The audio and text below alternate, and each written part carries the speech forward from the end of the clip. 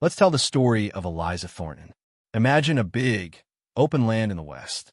The sun shines down on fields of golden wheat. Eliza and her husband, Caleb, work hard on their farm. They have a little girl named Sarah, who loves to chase butterflies in the tall grass. Eliza is known for her kindness. She helps neighbors and always has a smile. Caleb is strong and gentle, a good man who loves his family. Their life is simple, but it's filled with love and happiness. They have built their home with their own hands, a safe place away from the troubles of the towns. Little do they know, trouble is coming, and it will change their lives forever. This trouble starts with whispers and then turns into a storm that will tear their peaceful world apart. The whispers started in town, carried on the wind like dust devils. A bank had been robbed, a man killed. Fingers pointed at outsiders, at homesteaders like Caleb. He had been in town that day, selling their crops. That was all it took. Sheriff Brody, a man known for his quick temper and dislike of anyone who wasn't born in the town, arrested Caleb. Eliza pleaded with him, showed him Caleb's gentle nature, his love for his family. But Brody wouldn't listen. The town wanted someone to blame, and Caleb was an easy target. The storm was gathering, and Eliza felt a cold dread creep into her heart. Her peaceful world was about to be shattered. The trial was a whirlwind. The evidence against Caleb was weak, a blurry eyewitness account, a similar build. But prejudice filled the courtroom. The townsfolk saw Caleb as an outsider, a threat to their way of life. The lawyer appointed to Caleb seemed uninterested, barely putting up a fight. Eliza watched in horror as the jury delivered their verdict. Guilty. She tried to speak, to plead for her husband's life, but she was silenced. The judge, a stern man who always sided with the town, showed no mercy. He sentenced Caleb to hang. Eliza's world spun. How could this be happening? It was all so fast, so unfair. She looked at Caleb, his eyes filled with sadness but also a quiet strength. He mouthed the words, "Take care of Sarah." Eliza tried everything. She wrote letters to Governor Harrison, begging for clemency, explaining Caleb's innocence. She gathered signatures from other homesteaders who knew Caleb's character. But her pleas fell on deaf ears.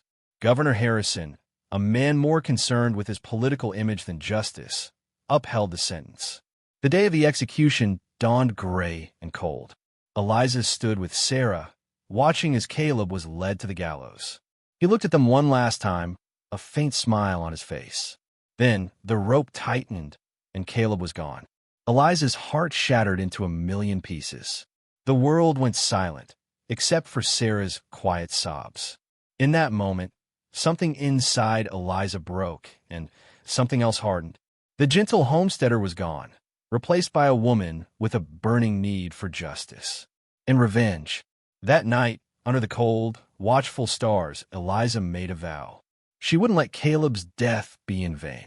She would make Governor Harrison answer for his injustice. She would get justice for Caleb, even if it was the last thing she did. She packed a few belongings, enough food for Sarah, and Caleb's old six-shooter. It felt heavy in her hand, unfamiliar. She'd never fired a gun before, but she would learn. For Caleb, for Sarah, for justice. She looked at Sarah, sleeping peacefully, unaware of the journey ahead. Eliza kissed her forehead, her heart aching. "I promise, little one," she whispered. "I will make things right." The ride to the capital would be long and dangerous, but Eliza was ready. She had nothing left to lose. The journey was harsh. The sun beat down mercilessly, and the wind whipped dust into their faces. Eliza rode for days, Sarah clinging to her, the landscape a blur of browns and yellows. She rationed their food and water, her mind focused on the capital city. She practiced with the revolver in secret, the loud bangs startling Sarah at first. Eliza taught her to cover her ears. Each shot was a step further from the gentle woman she once was, a step closer to the reckoning she craved. Her hands, once used to planting seeds and baking bread, were now callous from the gun's grip. The steely resolve in her eyes replaced the warmth that had once defined her. She was no longer just Eliza, Caleb's wife. She was a force, driven by grief and a thirst for justice. Finally, they arrived in the capital. Eliza found Governor Harrison giving a speech in the town square, surrounded by supporters. Sarah clung to her leg, wide-eyed at the crowd. Eliza pushed her way to the front, her heart pounding. When Harrison paused for applause, Eliza stepped forward. "Governor Harrison," she called out, her voice shaking but firm. "You executed an innocent man. My husband, Caleb Thornton." Harrison looked at her, a flicker of annoyance crossing his face. "Madam, I suggest you leave. This is not the time or place." "He was innocent," Eliza cried, tears streaming down her face. "You didn't even listen." Harrison waved her away dismissively. "Guards, remove this woman. She's clearly distraught." His words were like a slap in the face.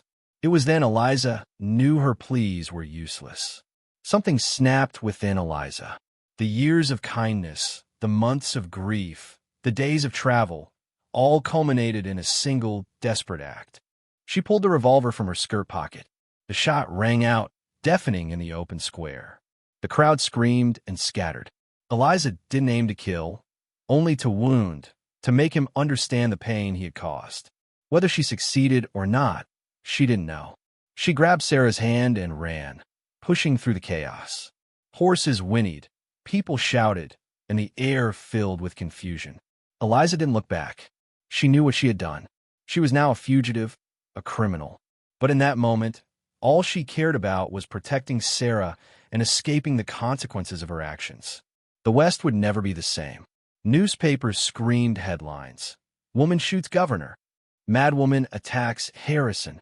Eliza's face was plastered on wanted posters, her name synonymous with violence. The reward for her capture grew daily, drawing bounty hunters from far and wide. Lawmen scoured the countryside, searching for any sign of her. Governor Harrison, fueled by anger and a desire to maintain control, declared Eliza a dangerous criminal who threatened the stability of the West. He painted her as a cold-blooded killer, twisting the narrative to suit his own agenda. Eliza, once a respected member of her community, was now a pariah, hunted and vilified. She and Sarah were constantly on the move, never staying in one place for long, always looking over their shoulders. The West had become a dangerous place, and Eliza was its most wanted. But amidst the fear and condemnation, whispers of doubt began to surface. Some started questioning the evidence against Caleb, remembering his kindness and honesty. Others resented Governor Harrison's heavy-handed policies, seeing Eliza's act as a desperate cry for justice against a corrupt system. Secretly, people began offering Eliza help. A farmer provided them with food, a blacksmith reshod their horse, a widow offered them shelter for a night. These acts of kindness were small, but they gave Eliza hope. She wasn't just a criminal. She was a symbol of resistance. The downtrodden, the forgotten, the oppressed, they saw in her a reflection of their own struggles. The seeds of rebellion were being sown.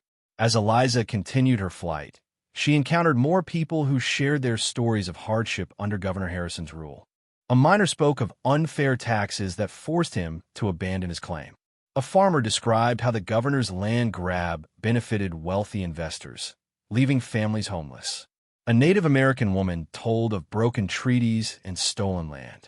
Each encounter deepened Eliza's understanding of the systemic injustice that plagued the West. She realized that Caleb's case wasn't an isolated incident, but part of a larger pattern of corruption and oppression. The people's resentment toward Harrison and the elite was palpable, simmering just beneath the surface, waiting for a spark to ignite. Eliza's journey was becoming more than just a personal quest for revenge. It was a journey into the heart of a brewing rebellion. Despite the support she received, Eliza wrestled with guilt and doubt. Had she done the right thing?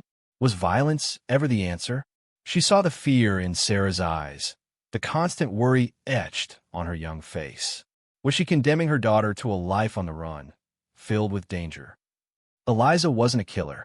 She was a mother, a wife, a neighbor. The weight of her actions pressed down on her, heavy and suffocating. She would often stare at her hands, once gentle and nurturing, now stained with the metaphorical blood of her actions. Sleep offered little respite. haunted by nightmares of Caleb's execution and the chaos she had unleashed. She yearned for the simple life she had once known, but there was no turning back. She had crossed the line, and the path ahead was uncertain and fraught with peril. Governor Harrison, far from being humbled by the attempt on his life, seized the opportunity to tighten his grip on power.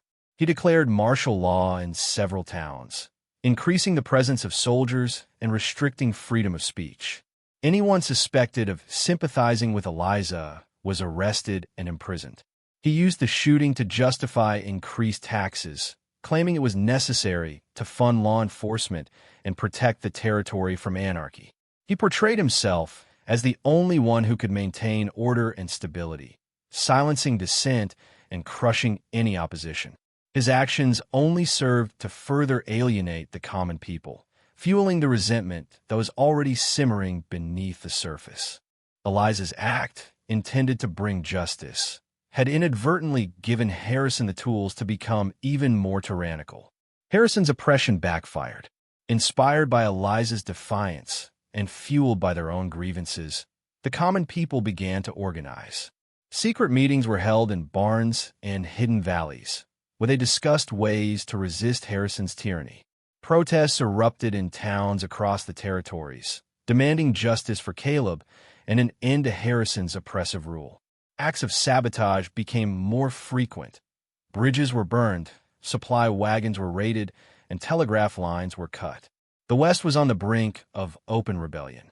Eliza's single act of defiance had ignited a firestorm, and the flames were spreading rapidly. The whispers had turned into a roar. Eliza became a legend. Her story, passed from mouth to mouth, transformed her into a folk hero. Ballads were written about Eliza the Avenger, celebrating her courage and defiance.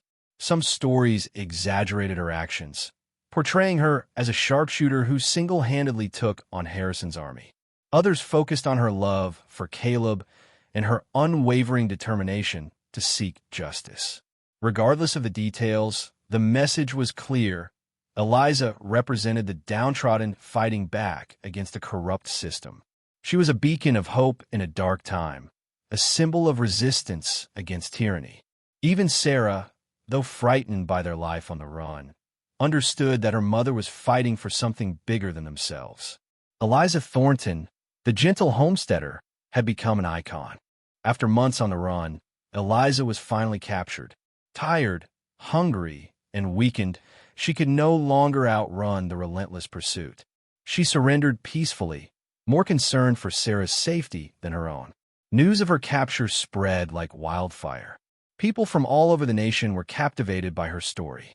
Newspapers and magazines ran articles about Eliza Thornton, the Avenger, debating her guilt or innocence. Her trial became a spectacle, with crowds gathering outside the courthouse every day, eager to catch a glimpse of the woman who had dared to challenge the powerful Governor Harrison. The West held its breath, waiting to see what justice would be served, or if justice would be served at all. The trial became a battleground for truth. Eliza's lawyer, a young and idealistic man named Thomas, presented compelling evidence that had been overlooked during Caleb's trial. Witnesses came forward, recanting their previous testimonies, admitting they had been pressured by Sheriff Brody. New evidence surfaced, pointing to another suspect in the bank robbery. The truth about Caleb's innocence slowly emerged, casting a dark shadow over Governor Harrison's administration. The governor, desperate to salvage his reputation, tried to discredit the evidence and silence the witnesses, but the truth was too powerful to contain. With each passing day, Harrison's image crumbled, and Eliza's action seemed less like a crime and more like a desperate act of justice. The tide was turning. The jury deliberated for days. The evidence of Caleb's innocence was strong, but the question of Eliza's guilt remained. Some jurors sympathized with her plight, seeing her as a grieving widow driven to desperate measures. Others believed that violence was never the answer, regardless of the circumstances. The conflicting emotions reflected the moral complexities of the situation. There were no easy answers, no clear-cut rights and wrongs.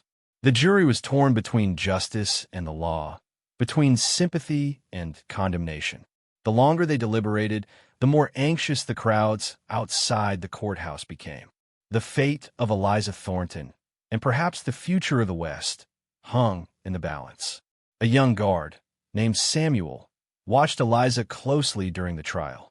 He saw the pain in her eyes, the unwavering love for her daughter. He heard the evidence of Caleb's innocence and witnessed Governor Harrison's attempts to suppress the truth. Samuel began to question everything he believed in. Late one night, Samuel approached Eliza's cell. "I can't let this happen," he whispered, unlocking the door. "This system is corrupt. You deserve freedom." He led Eliza and Sarah through a secret passage, providing them with horses and supplies. "Get out of here," he urged. "Start a new life, and never forget what happened here." With a grateful heart, Eliza rode into the night, leaving behind the confines of the jail and the uncertainty of the verdict. A choice for freedom had been made. Eliza knew they couldn't run forever. She couldn't condemn Sarah to a life of constant fear and uncertainty. She made a difficult decision. She would surrender, but only on her terms. She sent a message to Governor Harrison, demanding a meeting. She offered to turn herself in, but only if he guaranteed Sarah's safety and a fair chance at a normal life. Harrison, weakened by the revelations during the trial and desperate to regain control, agreed. At dawn, Eliza rode into town alone. She hugged Sarah tightly, whispering, "Be strong, my love. Live a good life." Then, she walked towards the authorities, her head held high, a mixture of sadness and determination in her eyes. It was Eliza's final sacrifice, a mother's love paving the way for her daughter's future. Eliza faced her punishment, whatever it may be, with courage and dignity. Her actions, though born of grief and desperation, had ignited a spark that could not be extinguished. The evidence revealed during her trial, combined with the widespread rebellion, led to Governor Harrison's downfall.